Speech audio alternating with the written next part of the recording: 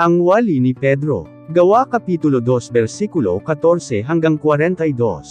Busa mitindog si Pedro uban sa 11 ka mga apostoles ug sa kusog nga tingog misulti siya sa mga tawo, mga kaigsuonen kong mga Hudyo, ug kamong tanan nga nagpuyo sa Jerusalem, paminaw kamo tungod kay isulti ko kon unsa ang kahulugan niini. Sayop ang inyong hunahuna nga hubog kining mga tawhana kay alas 9 pa lamang karon sa buntag. Mao kini ang panagna ni Propeta Joel ni adtong unang panahon. Miingon siya, ang Diyos nagaingon, sa katapusang mga adlaw ihatag ko ang akong espiritu sa tanang katawhan. Ang inyong mga anak nga lalaki ug babayi magsugilon sa akong mga mensahe, ang inyong mga batanon nga mga lalaki makakitag mga pananawon.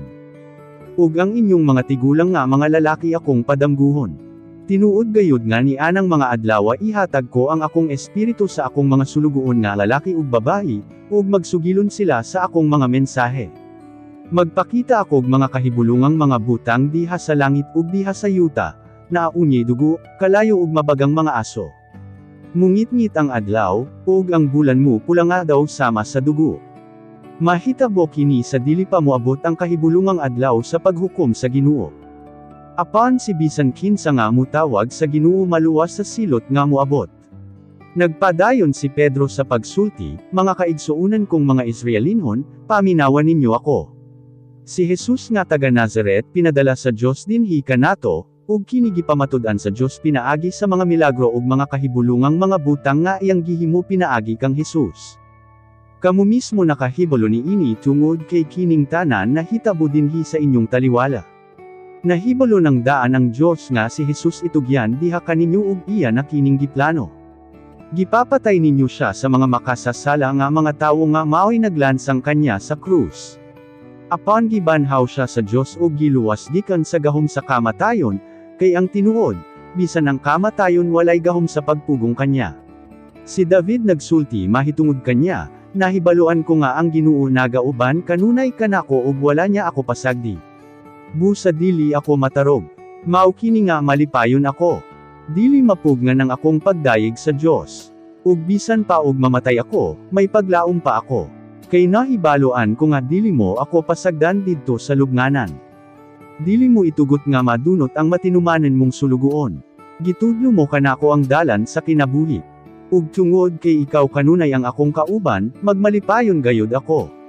Nagpadayon pagayod si Pedro sa pagsulti, mga kaigsuonan, klaro kaayo nga wala magsulti si David mahitungod sa iyang kaugalingon, kay nahibaloan nato nga ang atong katigulangan nga si David namatay ug gilubong, ug hangtod karon nahibaloan nato kon asa ang iyang lubnganan. Propeta si David ug nahibalo siya nga ang Dios nagsaad kanya nga ang usa sa iyang mga kaliwat manunod sa iyang gingharian. Ug tungod kay nahibaloan ni David kon ansa ang himuon sa Dios, nagsulti siya mahitungod sa pagkabanhaw ni Kristo, nga wala siya pasagdi didto sa lubnganan, ug ang iyang lawas wala madunot. Ang iyang gipasabot walay lain kondili si Jesus nga gibanhaw sa Dios.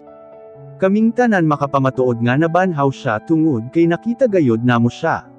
Gibayaw siya ngadto sa tuong dapit sa Dios, ug gihatag kanya sa Amahan ang Espiritu Santo nga gisaad kanya. Ug kining maong Espiritu Santo gipadala ni Jesus kanamo, ug ang iyang gahumaw ang inyong nakita ug nadunggan karon. Dili si David ang gibayaw sa langit, apan nag-ingon siya, nagaingon ang Ginoo sa akong agalon nga hari. Lingkod dinhi dapit sa akong tuo. Hangtod mapailalom ko kanimo ang imong mga kaaway. Busa kinahanglan gayud nga mahibaloan sa tanang mga Israelinhon nga ang Jesus nga inyong gilansang sa krus mao ang gipili sa Dios nga mahimong Ginoo ug Kristo.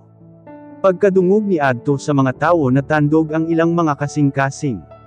Busa nangutana sila kang Pedro ug sa iyang mga kauban nga mga apostoles, mga kaigsuonan, ansa ang angay namong himuon. Miingon si Pedro kanila, ang tagsa-tagsa kaninyo maghinulsol sa inyong mga sala ug magpabautismo sa ngalan ni Hesukristo ug mapasaylo ang inyong mga sala ug madawat ninyo ang gasa sa Dios nga mao ang Espiritu Santo.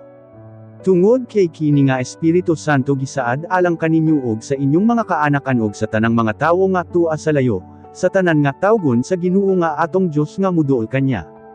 Daghan pa ang gisulti ni Pedro sa pagpamatuod kanila sa iyang mga gipanulti. Ug miingon siya kanila, luwasan ninyo ang inyong kaugalingon gikan niining dawtang katawhan. Daghan ang mituo sa iyang mensahe ug diha-diha nagpabautismo sila. Niadtong adlaw mga 3,000 ka mga tawo ang nadugang sa mga tumutuo. Ug nagpadayon sila sa pagtuon sa mga gipanudlo sa mga apostoles, sa pagtigom ingon nga mga kaigsuonen, sa pagpikas-pikas sa pan, ug sa mga pag-ampo.